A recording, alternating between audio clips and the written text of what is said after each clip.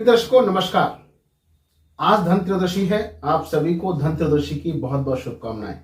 वैसे तो धनत्रयोदशी कल शाम 6:04 से आ गई है और आज शाम 6:03 तक रहने वाली है, लेकिन पिछले अंक में आपको मैं स्पष्ट कर चुका हूं, बिल्कुल क्लियर कर चुका हूं कि धनत्रयोदशी का त्योहार 23 अक्टूबर को मनाना अति लाभकारी है। उसका कारण भी आपको मैं स्पष्ट कर देता हूं कि जब सूर्योदय के समय जो तिथि उपस्थित रहती है वो तिथि की सर्वाधिक मान्यता रहती है। उस दिन पूजा पाठ करने का विधान सर्वाधिक है। तो उदय तिथि के समय यानी सूर्योदय के समय धन त्रयोदशी तिथि आज 23 अक्टूबर को है, इसलिए धन त्रयोदशी का त्योहार आज ही मनाया जाएगा। कुछ विद्वानजनों ने, कुछ जानकारों ने कुछ जानकारी के अभाव के कारण कल भी मनवा दिए, जो कि उचित नहीं है। इस पर ज्यादा चर्चा नहीं करेंगे, लेकिन आगे बढ़ते हैं और जानते हैं कि आज हमें करना क्या है। आज के दिन चांदी को खरीदना अति श्रेष्ठकारी रहता है, अति शुभकारी रहता है। लेकिन जो चांदी नहीं खरीद सकते, जिनकी पॉकेट मनी नहीं बोलती है, क्योंकि कोरोना काल के बाद बहुत ही स्थिति, आर्थिक स्थिति बहुत कमजोर हो चुकी है, तो वो क्या करें, आज के दिन बर्तन लाने का भी विधान है। तो बर्तन जरूर लेके आए और बर्तन ऐसा लेके आए जो चमकीला सबसे ज्यादा हो और गोलाई में होना चाहिए। थाली, प्लेट, ऐसे बर्तन आप लेके आ सकते हैं, क्योंकि इस दिन हम जब बुद्ध को खरीद के अपने घर लेके आते हैं तो इससे मां लक्ष्मी का वास हमारे घर में रहता है और धन धान में वृद्धि होती है। इसके बाद उन बर्तनों को ला करके ऐसा ना करें कि रख दें कि इनको हम लेके आए हैं और उनको प्रयोग नहीं करना है, जब जरूरत होगी तब प्रयोग करेंगे, ऐसा बिल्कुल नहीं करना है। धन त्रयोदशी के दिन से ही उसके पूजन करने के बाद आप अगले दिन से ही इसका प्रयोग करना शुरू कर दें। अब बात करते हैं कि धन त्रयोदशी पर पूजा किसकी करनी है। धन त्रयोदशी पर धन कुबेर जी की और भगवान धन्वंतरी, जो आयुर्वेद के ज्ञाता रहे, आयुर्वेद के जनक रहे, आयुष के देवता हैं, स्वास्थ्य के भी देवता माने जाते हैं। इस दिन इनका जन्म हुआ था, तो इसलिए जन्म नहीं कह सकते, प्राकट्य हुआ था समुद्र मंथन के दौरान, इसलिए इनकी पूजा करने का बहुत ज्यादा विधान है। इनसे हम प्रार्थना करते हैं कि हे धन्वंतरी देव, आरोग्य के देवता, हमारे घर में कभी रोग प्रवेश न हो और हमें अच्छे स्वास्थ्य की कामना की प्रार्थना करते हैं।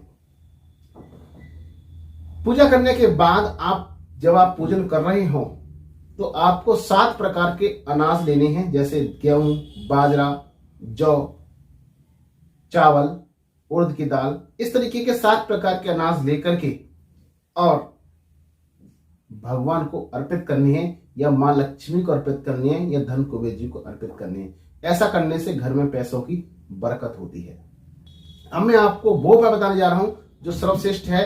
आपके घर में यदि आपके पास पैसे की स्टेबिलिटी नहीं होती है, पैसा रुकता नहीं है, फालतू खर्चों में खर्च हो जाता है और आर्थिक तंगी से भी जूझ रही, आर्थिक समस्याएं उत्पन्न हो गई हैं, आपको पूजन के समय, जब आप शाम के समय भगवान धन्वंतरी की पूजा कर रहे हो, तो उस समय आपको एक दिया लेना है। दिया थोड़ा बड़ा होना चाहिए।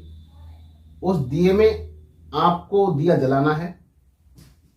दिए में आपको 13 कौड़ी लेके आनी है बाजार से खरीद के। वो 13 कौड़ी उस दिए में डाल देनी है और उसमें थोड़ी सी आपको नाग केसर डाल देनी है और आप दीपक को प्रज्वलित कर देना है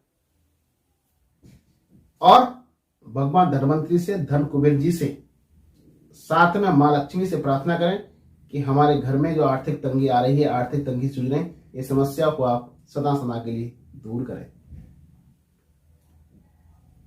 इसे जलाने के बाद रात को, आधी रात्रि के बाद, यानी उसी रात्रि को आधी रात्रि के बाद उन 13 कौड़ियों को निकाल करके, आपका घर में कहीं गाड़ने की जगह है तो किसी भी कोने में खोद के गाड़ दें, यह जगह नहीं है तो किसी कोने में उन 13 कौड़ियों को रख दें। इतना सा आप करें इस प्रयोग को और आप देखेंगे कि आपके घर से फालतू खर्च खत्म हो गए हैं, आर्थिक समस्या खत्म हो गई है और पैसे के कमाई के साधन बढ़ने लगे हैं, यानी पैसे में बढ़ोतरी होना शुरू हो गई है। आप इतना सा करिए, यह आपके लिए चमत्कारिक उपाय मैंने आपको दिया है, इसका प्रयोग आप जरूर करें। आज के दिन ही यानी धनतेरस के दिन ही यमराज के निमित्त दीपक जलाया जाता है, जिनसे कामना की जाती है कि हमारे घर में किसी की अकाल मौत ना हो, अकाल भय ना हो। इसके लिए आप 4 बत्ती वाला चौमुखा दिया सरसों के तेल का, जिसे मस्टर्ड ऑयल बोलते हैं, उसके तेल का दक्षिण दिशा में जरूर जलाना चाहिए। इससे आपके घर में अकाल मौत से बचाव होता है। साथ ही आपको वीडियो हमारा अच्छा लगा हो तो इसको शेयर करें, शेयर करके अपनों की केयर करें इस त्योहार पर। और चैनल पर नए हैं तो चैनल को सब्सक्राइब करना बिल्कुल ना भूलें।